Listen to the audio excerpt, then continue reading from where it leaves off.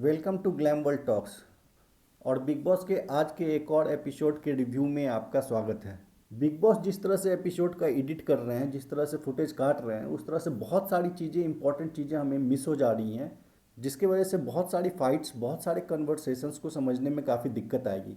तो हम आज के एपिसोड का सिर्फ रिव्यू ही नहीं, जहाँ जहाँ पॉसिबल होगा हर एक सीन को डिकोड करके कि उससे पहले क्या हुआ, बाद में क्या हुआ, कौन सा चीज़ क्यों हुआ, वो भी बताने की कोशिश करेंगे। एपिसोड स्टार्ट होते ही सबसे पहले हमने देखा कि मनारा और अभिषेक की फाइट होती है। इसमें अभिषेक पहले खुद सॉरी भी बोलता है, उसके बाद फिर वो नया अपने बात, मनारा अपना बात कहती है कि तुमने मेरे लिए बहुत इंसल्ट किया, मेरा इंसल्ट किया और मैं हर्ट हूँ। वो अपनी बात कर रही थी, लेकिन अभिषेक ऐश्वर्या और सामर्थ की बात करके कि उनके साथ तुमने टास्क फिजिकली खेला, गलत खेला, फिजिकली ब्रूटल थे। नो डाउट मनारा ने गलत किया था, ऐश्वर्या और सामर्थ्य के साथ जिस तरह से उसने टास्क किया था गलत था। लेकिन अभिषेक को अपने मुद्दे पर लड़ना चाहिए, ना कि सामर्थ्य और ऐश्वर्या के। उसके लिए वो लोग लड़ सकते हैं। तो अभिषेक फुटेज के लिए तो लड़ता है, ये हम लोगों को पता है कि उसका लड़ना पूरा का पूरा एक्टिंग होता है। वो सिद्धार्थ शुक्ला, आसिम रियाज, गौतम गुलाटी, इन लोगों की बस कॉपी करता है। तो यहाँ पे इस वाले झगड़े में मनारा ने अच्छा टिट फॉर टैट जवाब दिया, उसमें कोई डाउट नहीं है। फिर बाद में उसके बीच में मुनावर आके अभिषेक को समझाने की कोशिश करता है कि तू गलत जा रहा है। वो उसका दोस्त है, उसको बताने की कोशिश करता है कि तू इनको क्यों लेके आ रहा है, ऐश्वर्या और समर्थ का। वो लोग नहीं बोल रहे हैं ना, वो लोग तो नहीं बोल रहे हैं कि मुझे प्रॉब्लम है। तो वो लोग बात कर लेंगे मनारा से खुद से। लेकिन वहाँ पे वो मुनावर पर भी चढ़ने लगा। मुनावर ने कहा ठीक है, तू अकेले में बात कर लेना। फिर बाद में मुनावर ने मनारा को भी समझाया, उसको भी कॉन्फिडेंस दिया। तो हैट्स ऑफ मुनावर को कि ऐसा कोई दोस्त है जो आपको मिला है। बहुत सारे लोग जो देखते हैं हमारा रिव्यू, या बहुत सारे लोग जो एपिसोड देखते हैं, उनको लगता होगा कि मुनावर, इस लड़की का, मनारा जो इसके बारे में इतना बुरा बोलती है, इतना बिचिंग करती है, फिर भी इसको ये क्यों सपोर्ट करता है, या इसको डिफेंड करता है, या इसको गाइड क्यों करता है। इस चीज़ को समझने के लिए आपको ये बात को समझना पड़ेगा कि ये चीज़ हम देख पाते हैं कि किस कॉर्नर में बैठ के वो जोकर के साथ मुनावर के बारे में क्या बुरा बोल रही है, क्या बिचिंग कर रही है। लेकिन मुनावर को तो ये बात नहीं पता ना। मुनावर को तो हर बार कन्फेशन रूम में साथ में बुलाया जाता है मनारा के। तो ऐसा मुनावर के माइंड में ऐसा फीड किया गया है, मेकर्स ऐसा दिखा रहे हैं कि ये तुम्हारी दोस्त है, तुम्हारे पीठ पीछे भी तुम्हारे बारे में अच्छा बात करती है। इस टाइप की इंडिकेशन मुनावर को दी जा रही है। तो मुनावर अपनी तरफ से बस ये क्लियरफाई उसके माइंड में बार बार फिट करता है कि हम सिर्फ दोस्त हैं, उसके आगे कुछ नहीं हो सकता, या उसके आगे हमारा कुछ नहीं है। बाकी लोग जो कुछ बोलते हैं उससे तुम्हें मुझे फ़र्क नहीं पड़ना चाहिए। और इसलिए वो एज ए फ्रेंड अपनी तरफ से वो अपनी दोस्ती में ईमानदार है। और मुनावर को हम जानते हैं कि वो दोस्ती को बहुत अहमियत देता है। चाहे जिससे भी उसकी दोस्ती हो जाए, उसके लिए वो पूरे जी जान 100% अपना देता है अपने फ्रेंडशिप में। तो मुनावर अपनी तरफ से दे रहा है, उसमें हम मुनावर को जज नहीं कर सकते हैं, क्योंकि उसको पता नहीं बहुत सारी चीज़ें। पर अपना 100% देने के बाद भी जब मुनावर उसको सबसे अच्छा और सबसे अच्छे से समझा के और गाइड करता है, उसको उसको सबसे ज़्यादा समझता है, उसके बाद भी ये लड़की जो बारहवीं हांडा है, जिसने अपना नाम बदल के मुनारा चोपड़ा कर लिया, ये मुनावर के बारे में लोगों से बिच करते रहती है। ये उस लड़की की गलती है, यहाँ पर मुनावर की कोई गलती नहीं है। मुनावर को या तो कोई ये एक्सपोज करके दिखा दे बिग बॉस की, ये देख तेरे पीछे कैसे कैसी बातें करती है, उसके बाद आप मुनावर का रूप देखो मनारा के लिए। लेकिन उसको ये सारी चीज़ें पता नहीं है। वो सोचता है कि ये तो मुझे दोस्ती मानती है, बिग बॉस, सलमान खान, सभी ऐसे हीरो हीरोइन बोल रहे हैं, इसका मतलब ये पीठ पीछे भी मेरे बारे में अच्छा ही बोलती होगी।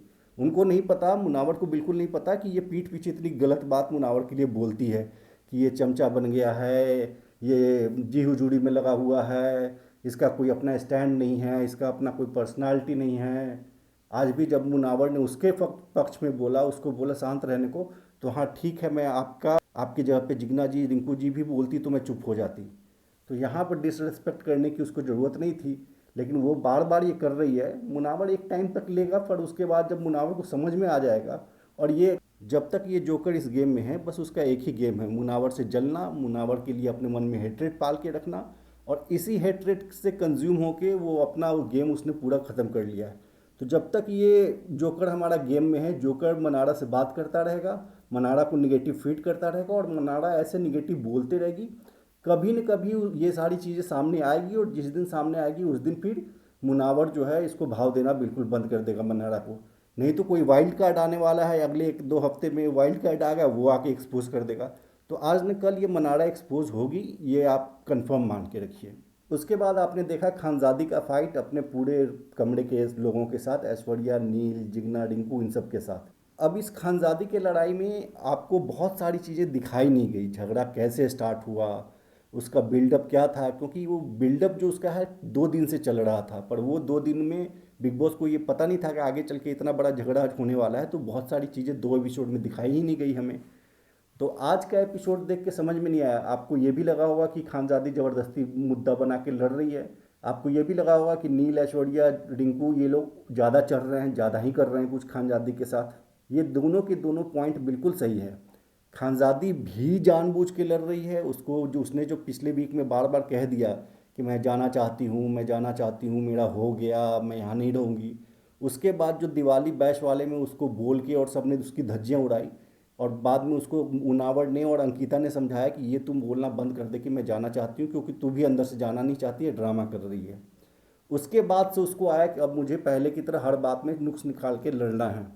और लड़ने के लिए वो क्या करती है कि पिछले 2-3 दिन से वो अपने काम में आनाकानी, उसकी जितनी भी घर की ड्यूटीज़ हैं, बर्तन मांजने की, खाना बनाने की या सफाई की, उसमें वो आनाकानी करना स्टार्ट करती है। ये आप खानजादी का पैटर्न फर्स्ट वीक से देख रहे हैं। फर्स्ट वीक से ही उसने झंडा उठा लिया था कि मैं कोई काम नहीं करूँगी, फिर सब लोगों ने उसका बॉयकॉट भी किया था।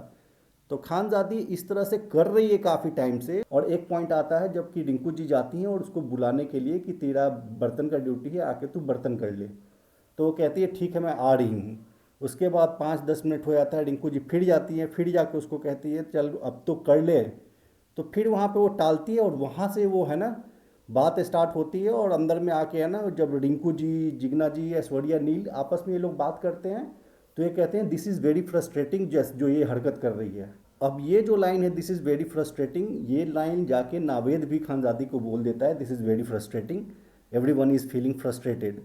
अब इस लाइन में इतना कुछ है नहीं, लेकिन खानजादी का ये पैटर्न है, स्टार्टिंग से ही आपने देखा होगा वो कोई ना कोई एक वर्ड को पकड़ती है और उसके अराउंड पूरा 2 दिन 3 दिन कोशिश करती है जब तक झगड़ा खींच सकता है खींचे।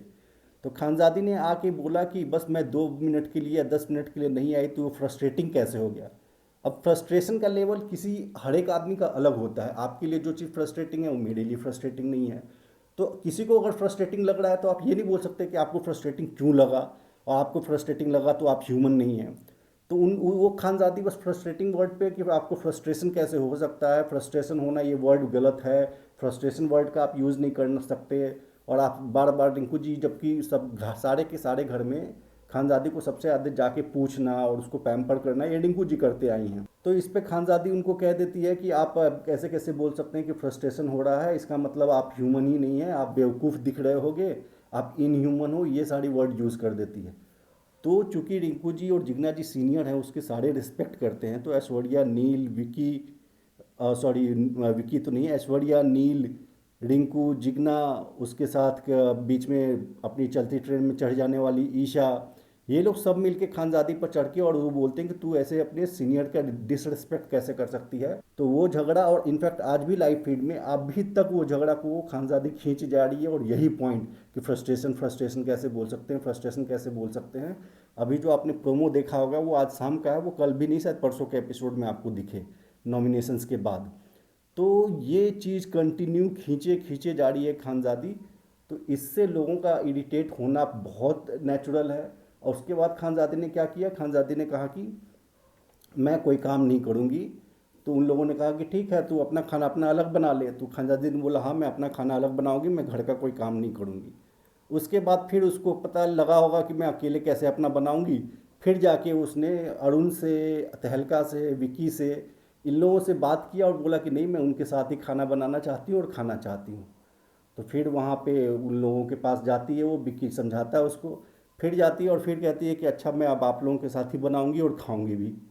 उन लोगों ने कहा कि तुझे कुछ करने की ज़रूरत नहीं है, तू बिल्कुल काम मत कर, मैं तुझे खाना चाहिए, हम लोग तेरा खाना भी बना देंगे, तू खा ले, बस शांति से छोड़ दे हमें। लेकिन उसके बाद खानजादी फिर पड़ जाती है कि अच्छा ये आप लोग चाहते हैं कि मैं नया काम करूं, तो ये मैं क्लियर करना चाहती हूँ। इस चीज़ को लेकर वो और ड्रैग कर रही है, और वो झगड़ा अभी भी घर में चल रहा है। आज शाम को भी हुआ, आज रात को भी हुआ है। तो आपको कल और परसों के एपिसोड में दिखेगा।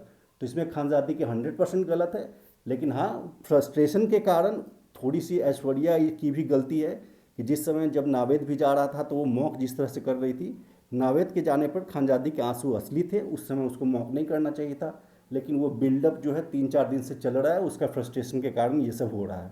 अब इन सब झगड़े के बीच में मनारा आती है और रिंकू से कहती है सुना है आपकी बेइज्जती हुई है। अब ये कोई तरीका है अपने किसी से बात करने का? अगर किसी को, मान लो कि किसी को किसी ने थप्पड़ मार दिया, अब जाकर सुना है आपको झापड़ पड़ा है, इस तरह से आप कंसर्निंग वे में किसी से जाके पूछते हो या उसको मॉकिंग लगेगा, इंसल्टिंग लगेगा।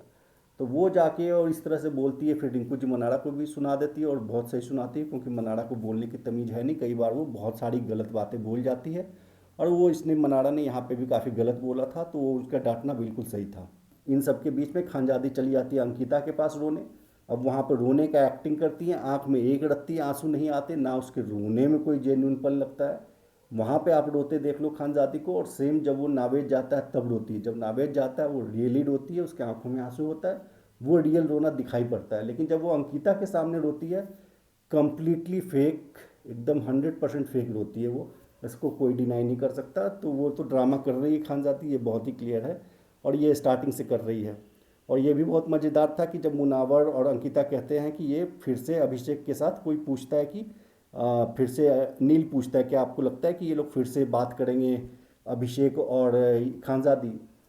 मुनावर ने, अंकिता ने, दोनों ने परफेक्ट डिकोड किया कि 100% फिर से ये लोग बात करेंगे, और पहले की तरह ही बात, टीजिंग फ्लर्टिंग इनकी चालू होगी। आप बस देखते जाओ ये कब होता है, 1 एपिसोड, 2 एपिसोड, 3 एपिसोड, पर ये होने वाला है 100%। बिल्कुल सही डिकोड किया अंकिता और मुनावर ने इस चीज़ को। इसके बाद आज की एलिमिनेशन प्रोसेस स्टार्ट होती है। एलिमिनेशन कैसे हुआ ये हमने आपको कल के वीडियो में ही बता दिया था, क्योंकि हमें इन्फॉर्मेशन पूरा मिल गया था, तो हमने कल के वीडियो में ही बता दिया था कि कैसे एलिमिनेट हुआ नावेद। तो उसमें दिमाग के कमरे वालों को बुलाया जाता है, उनको कहा जाता है 3 नाम देने को। सारे के सारे बहुत ऑब्वियस उनके लिए नाम थे, वो और किसी का नाम ले भी नहीं सकते थे। तो नावेद रिंकू जिगना का नाम लेते हैं, और उसमें फिर फाइनली चूंकि दिल के रूम से कोई नहीं था तो दिल वालों को हटा दिया जाता है, और दम के रूम वाले जो हैं, दम के रूम वाले आपस में डिसाइड करते हैं और वो नावेद को निकाल देते हैं। नावेद जब जाता है तो अभिषेक ज़बरदस्त एक्टिंग करता है, खानजादी सीरियसली रोती है। पर अभिषेक का पूरा एक्टिंग था, क्योंकि थोड़ी ही देर बाद आप जब खानजादी, सामर्थ और अभिषेक बैठे थे तो आपने देखा होगा कैसे मजाक उड़ाते हुए अभिषेक कहता है कि आज तो अकेली सोएगी। इनडायरेक्टली जब बात कर रहे होते सामर्थ को खानजादी बनाकर अभिषेक इनडायरेक्टली जब बात कर रहे होते, तब उसको इस बात के लिए कि आज तो चला गया, जो साथ सोता था वो चला गया। अगर नावेद के जाने का इतना ही दुख लगा होता तो उसके जाने का इस तरह से 2 मिनट के बाद मजाक नहीं उड़ा रहा होता। तो अभिषेक तो वहाँ पर ओवर एक्टिंग और ड्रामा कर रहा था, पर खानजादी वहाँ पर सीरियसली रो रही थी। मुनावर भी सीरियसली रो के, बहुत heart to heart conversation Naved और मुनावर का होता है, जो कि पूरा का पूरा कट कर दिए गए। 1 सेकंड का भी मुनावर और नावेद का मिलना 1 सेकंड भी नहीं दिखाया गया। तो ये बिग बॉस 3rd वीक के मिड से स्टार्ट हुआ है। मुनावर के ढेर सारे फुटेज काट रहे हैं, पूरा का पूरा एक टास्क उड़ा दिया जिसमें मुनावर होस्ट था। तो बिग बॉस अब ये भी कर रहा है मुनावर के साथ, अब डर्टी गेम थोड़ा खेलना स्टार्ट होगा। आप देखिएगा इस जोकर को थोड़ा हाइट देना बिग बॉस स्टार्ट करेगा, और मुनावर का गेम पे है बार बार अटैक करके, और उसका मोरल कॉन्फिडेंस जो है, सेल्फ कॉन्फिडेंस को थोड़ा गिराने का बिग बॉस ट्राई करेंगे। वो आप देखते जाइए, ऐसा होगा। तो जितने भी मुनावर के फ़ैन हैं, इस चीज़ के लिए आप लोग मेंटली प्रिपेयर्ड रहिए, और सोशल मीडिया और हर जगह जितने पोल वोल होते हैं उसके लिए आप लोग गियर्ड अप होके हर जगह मुनावर को बाहर में आप हाइप उसका जितना हो सके उतना आप लोग बढ़ाइए। इसके बाद आपने देखा होगा कि गेम के बारे में विकी और मुनावर बैठ के डिस्कस कर रहे हैं। अब विकी और मुनावर की इंटेलेक्चुअल जो लेवल है थिंकिंग की, वो काफ़ी मैच करती है। मुनावर हालांकि विकी से भी 2, 4, 5, 10 लेवल काफ़ी ऊपर है, लेकिन विकी भी बाकियों से इंटेलेक्चुअल लेवल में माइंड उसका शार्प है और थोड़ा समझदार भी। हालांकि बहुत सारी चीज़ें चुगली करने में, विकी इधर की उधर करने में, लोगों को भड़काने में बहुत एक्सपोज होता है और बहुत गलत दिखता है, पर फिर भी बाकियों से थोड़ा चीज़ें समझता तो है, एटलीस्ट समझ जाता है। भले ही डिकोड करने में या गेम खेलने में वो गलतियां कर देता है जिससे वो बाहर गलत दिखता है। पर इन सब के बाद भी मुनावर के साथ विकी की एक वेवलेंथ तो है, इसको हम डिनाई नहीं कर सकते।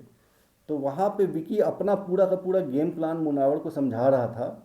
मुनावर सिर्फ सुन रहा था। बीच में उसने इतना ही बोला जब विकी ने बोला 4 लोग भटके हुए हैं, 4 लोग तो एकदम लाइन पे है, एक एक करके जाने वाले ही हैं। उन 4 लोगों में जो विकी को लगता है वो है कि रिंकू, जिगना, तहलका भाई और उसके अलावा अपना अरुण, ये चारों एक एक करके जाएंगे, ऐसा लगता है विकी को। तो मुनावर किसी का गेम प्लान में कुछ वो उस तरह का इनपुट नहीं देता, वो उसने चुपचाप बस सुना और वो कहा कि ठीक है, 4 लोग अगर भटके हुए हैं, 4 लोग और पूरे थके हुए हैं, तो हमें बस इतना आपको इंश्योर करना है कि जो थके हुए हैं वो थके ही रहें, जो जाने वाले हैं वो जाते रहें। तो मुनावर की भी ये बात है कि वो लोगों की सबकी स्ट्रैटेजी सब सुन लेता है, थोड़ा सा गाइड करना होता है कर देता है, पर वो किसी के बारे में बुरा भला इस तरह से नहीं बोल रहा होता जैसे बाकी लोग बोलते हैं। तो यहाँ पे कुछ लोगों का वो ट्विटर पे मैंने देखा कि मुनावर भी तो बिचिंग करता है। मुनावर ने कुछ बिचिंग नहीं किया, बिक्की ने जो बोला, मुनावर ने एक इनपुट दिया बिना किसी का नाम लिए हुए, बिना किसी को खुद एक्सप्लेन किए हुए कि आप ये सोच रहे हो या नहीं। उसने बस बोला कि हाँ, जो जाने वाले हैं जाएंगे और जो थके हुए हैं वो थके ही रहें, उनको कोई पानी नहीं देना चाहिए, उनकी थकावट जो है, एक मैराथन में कोई दौड़ रहा है और जो थक गया तो उसको थके रहने दो ताकि वो भी निकले रेस से। तो इस तरह की बात हुई, उसमें ऐसा बहुत ज़्यादा कुछ दिमाग लगाने का भी हमारे पास है नहीं। इसके अलावा हमने देखा फिर से अंकिता सुशांत सिंह राजपूत की बात करती है मुनावर के साथ। तो मुनावर के साथ अंकिता एक स्पेशल बॉन्ड तो शेयर करती है, उसमें कोई डाउट नहीं है। हालांकि हम इस चीज़ के फेवर में नहीं हैं कि इस शो पे सुशांत सिंह राजपूत की बात हो, क्योंकि अगर विकी अगर अपने किसी एक्स गर्लफ्रेंड की इस तरह से बात करे तो लोग उसको जज करेंगे। तो अंकिता को भी अपने एक्स बॉयफ्रेंड की बात नहीं करनी चाहिए, चाहे वो एक्स बॉयफ्रेंड कोई भी हो। और इस चीज़ को यूटिलाइज़ करके, चूँकि सुशांत सिंह राजपूत एक बहुत लेजेंडरी फिगर है हमारे लाइफ में, तो उनको यूटिलाइज़ करके वोट लेने की कोशिश, ये सिंपैथी कार्ड नहीं खेलनी चाहिए, ऐसा हमें लगता है।